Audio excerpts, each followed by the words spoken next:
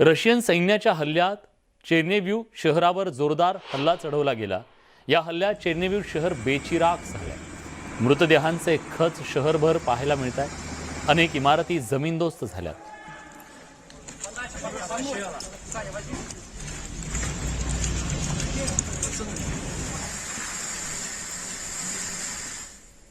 चेर्निव्हिव शहरावर रशियाकडून मोठ्या प्रमाणात मिसाईल हल्ले केले जातात। रॉकेट लॉन्चर, मिसाईल अशा अत्याधुनिक शस्त्रास्त्रांसह रशियाने जोरदार हल्ले चढवले। हल्ल्यामुळे शहरातून अनेक नागरिकांनी पलायन केलं, तर अनेकांनी बंकरमध्ये आता आसरा घेतलाय।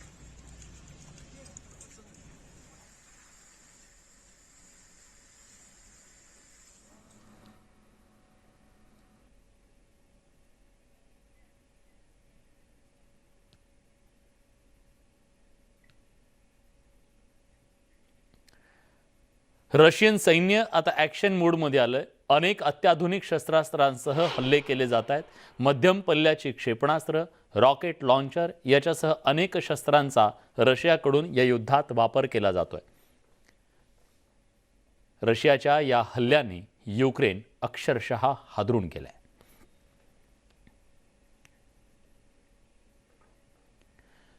या युद्धात रशियन सैन्याचं सुद्धा मोठं नुकसान झालंय। युक्रेनच्या शहरांमध्ये शिरलेले अनेक रणगाडे उद्ध्वस्त करण्यात आले।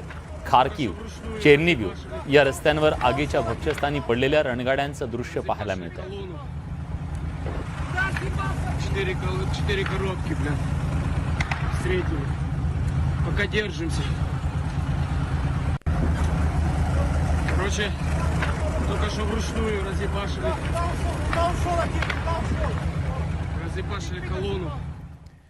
रशियन सैन्याला युक्रेनमध्ये मोठ्या विरोधाचा सुद्धा सामना करावा लागतोय। नागरिक मोठ्या संख्येने रस्त्यावर उतरले असून रशियन सैनिकांना विरोध केला जातोय आणि जागोजागी हे चित्र दिसतंय। त्यामुळे रशियन सैन्याची वाटचाल ही वाटते तितकी सोपी नाही, हे यातून स्पष्ट दिसतंय।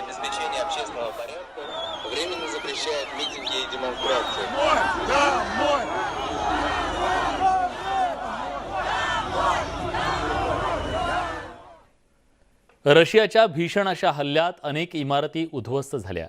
रहिवासी इमारतींना सुद्धा रशियाने लक्ष्य केल्याचं बोललं जात आहे। त्यामुळे युक्रेनच्या नागरिकांमध्ये संताप व्यक्त होतोय।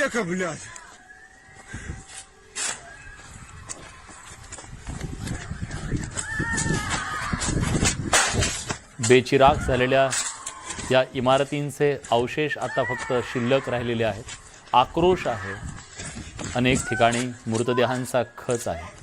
अनेकांची स्वप्न, आयुष्य, संसार उद्ध्वस्त करणारं हे युद्ध आज जगाला परवडणारं नाहीये।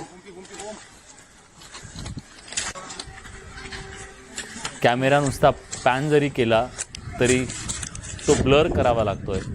त्याचं कारण जिकडे बघावं तिकडे बर्बादीचं हे चित्र दिसतंय।